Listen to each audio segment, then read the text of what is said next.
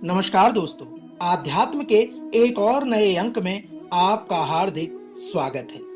दोस्तों, अधिक मास की पद्मिनी एकादशी, जिसे कमला एकादशी के नाम से भी जाना जाता है, उसी कथा का वर्णन आज हम आपके बीच में करने जा रहे हैं। दोस्तों, इस व्रत का महत्व क्या है और इस व्रत के प्रभाव से किस फल की प्राप्ति होती है, इन्हीं सब विषयों को लेकर आज की कथा हम आपके बीच में आरंभ कर रहे हैं। तो आइए प्रारंभ करते हैं पद्मिनी एकादशी अर्थात कमला एकादशी के व्रत के महत्व तथा उसकी कथा के सार को। दोस्तों, पौराणिक कथा के अनुसार एक बार धर्मराज युधिष्ठिर कहने लगे, हे जनार्दन, आपने सभी एकादशियों का विस्तार पूर्वक वर्णन कर मुझे सुनाया है, अतः आप कृपा करके मुझे अधिक मास के शुक्ल पक्ष की एकादशी का क्या नाम है तथा उसकी विधि क्या है,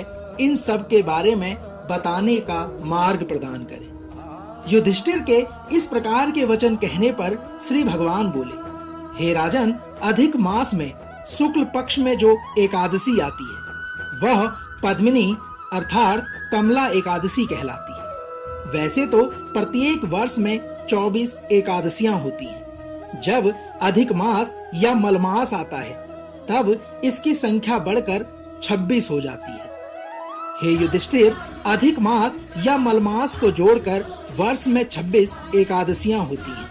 अधिक मास में 2 एकादशियां होती हैं, जो पद्मिनी एकादशी शुक्ल पक्ष और परमा एकादशी कृष्ण पक्ष के नाम से जानी जाती है। भगवान श्री कृष्ण आगे कहते हैं, हे युधिष्ठिर, यह एकादशी का व्रत करने के लिए दशमी के दिन व्रत का आरंभ करके कांसे के पात्र में जौ और चावल आदि का भोजन करें तथा नमक न खाएं, भूमि पर सोएं और ब्रह्मचर्य का पालन करें। हे युधिष्ठिर, एकादशी के दिन ब्रह्म मुहूर्त में शौच आदि से निवृत्त होकर दंत धावन करें और जल के 12 कुल्ले करके शुद्ध हो जाए।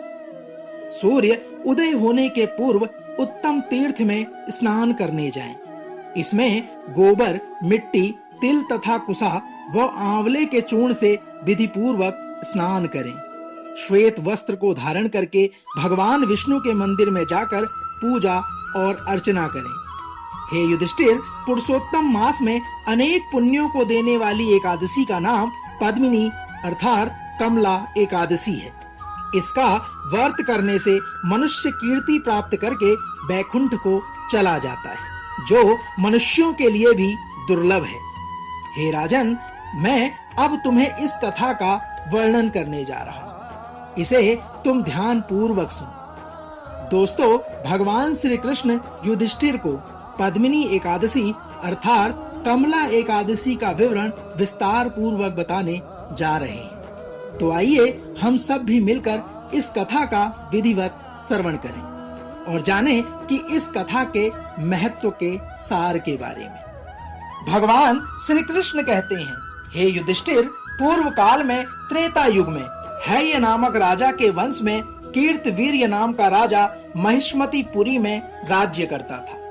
उस राजा की 1000 परम प्रिय स्त्रियां थी, परंतु उनमें से किसी का भी कोई पुत्र नहीं था जो उनके राज्यभार का पद संभाल सके। देवता, पितृ, सिद्धि, अनेक चिकित्सकों आदि से राजा ने पुत्र प्राप्ति के लिए काफी यत्न किए, लेकिन सब के सब असफल रहे। हे युधिष्ठिर, तब राजा ने तपस्या करने का निश्चय किया। महाराज के साथ उसकी परम प्रिय रानी, जो इक्ष्वाकु वंश में उत्पन्न हुई, राजा हरिश्चंद्र की पद्मिनी नाम वाली कन्या थी।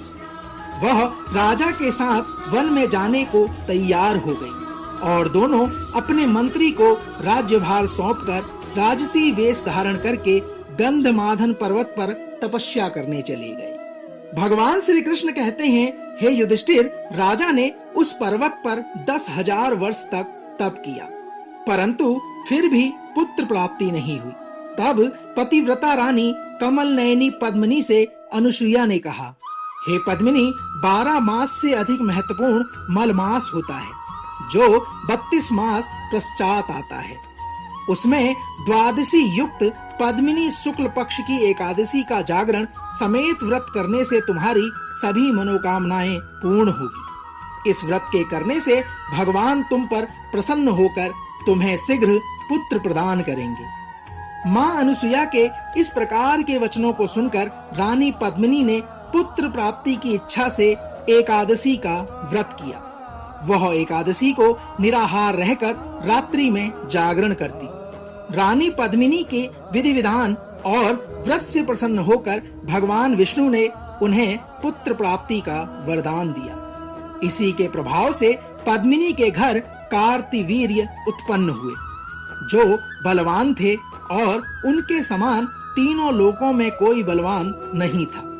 तीनों लोकों में भगवान के सिवा उसको जीतने का सामर्थ्य किसी में नहीं था। भगवान श्री कृष्ण कहते हैं, हे युधिष्ठिर, जिन मनुष्यों ने मलमास शुक्ल पक्ष एकादशी का व्रत किया है, जो संपूर्ण कथा को पढ़ते या सुनते हैं, वे भी यश के भागी होकर भगवान विष्णु लोक के बैकुंठ धाम को प्राप्त होते हैं। दोस्तों, तो यह था पद्मिनी एकादशी अर्थात कमला एकादशी व्रत कथा का सार।